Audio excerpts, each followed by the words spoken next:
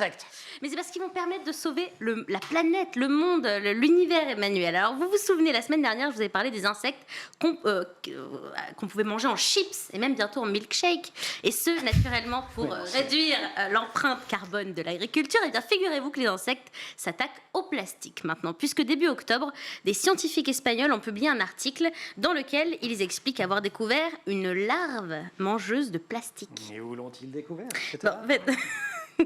En fait, c'est une larve de papillon. Alors, j'ai adoré le nom, écoutez bien. Le papillon s'appelle Faustaigne de cire.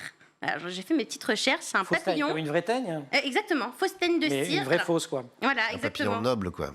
C'est un papillon que Descendant. détestent les abeilles parce qu'il est vorace et invasif et qui se nourrit de leur cire. Donc, sur Internet, j'ai plutôt trouvé des articles pour savoir comment s'en débarrasser. Oui, mais alors il faut surtout pas visiblement, puisque ils font des miracles sur le plastique. Mais oui, ça pourrait même être l'arme du futur pour la lutte contre la pollution plastique. Et là, c'est très sérieux. Un des scientifiques qui a participé à l'étude en a d'abord fait l'expérimentation.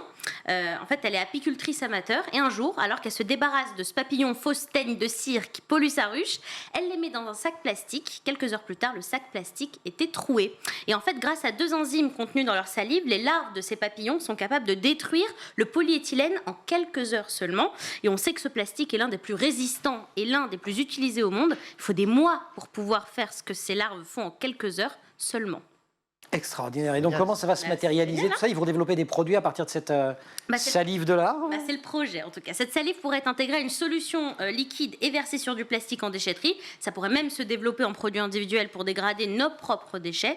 Voilà, ça serait une alternative super écologique. Est-ce que je vous ai convaincu? Vous m'avez convaincu. Et on peut le manger, celui-là, après? Non, celui-là, évitez.